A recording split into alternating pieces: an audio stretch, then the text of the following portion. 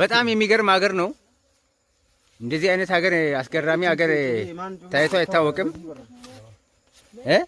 ይሄ ታሪካዊ የሆነ ሀገር ነው።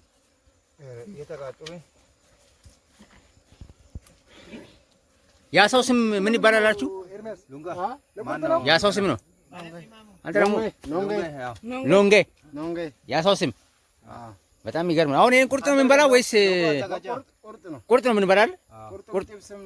በቃ ቁርጥም ጥብስም ሾርባውንም እናዘጋጃለን። በጣም ይሄ አሳ ቁርጥ መበላት አለበት።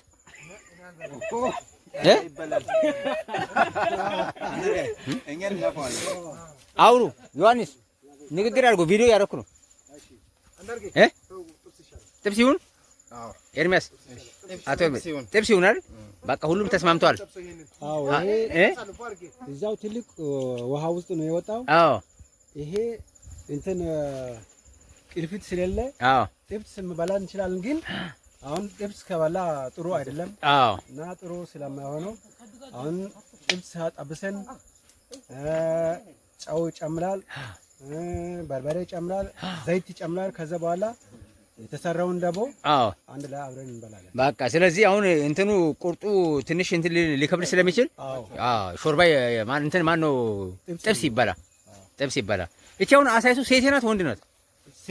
ሴቴ ናት። ይሄ ማለት ላይ አሁን የታየው እንቁላል ማለት ነው። በጣም የሚገርም ነው። ስሙ ምን ነበር ያላችሁ? ኑንጋይ ይባላል። እሷ ሴት አሰናት።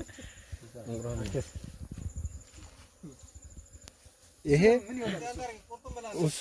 ቆይቶ ከ9 ወር ከቆየ በኋላ የአሳ ልጆችን ያወልዳል። ይሄ ነው አሳ የሚሆነው እንቁላሉ። አሁን ይሄ ነው እንቁላል ነው። ውሃ ውስጥ ይጥላል፣ አሸዋ ውስጥ ይጥላል።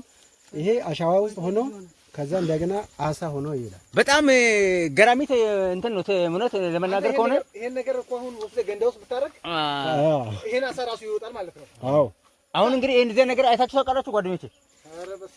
አቶ ዋለ ደረሰ ምን ይመስላል?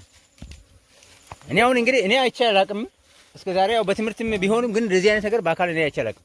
ለመጀመሪያ ጊዜ ነው። እና እኛ የተወለድንበት ቀን ጀምሮ እስከ 6 ወር ምግብ የሚገቡ ብሎ ምግብ ከመገብ በኋላ በዚህ ነው እኔ አደገን። በአሳ ነው ያደጋችሁት? በአሳ አድገን እስካሁን ድረስ እስከ ሞት ድረስ በአሳ ነው የምትበሉት ምግባችሁ? በጣም የሚገርም ነገር ነው እውነት። ይሄ ትልቅ የተፈጥሮ መታደል ነው እውነት። እንደዚህ አይነት የተፈጥሮ አሁን ይሄ ለቁርጥ ይበላ፣ ይሄ ለቁርጥ የሚበላ ነው። የሚበላ ካለ መብላት ይችላል፣ ግን ያው ጥብስ ይሁን።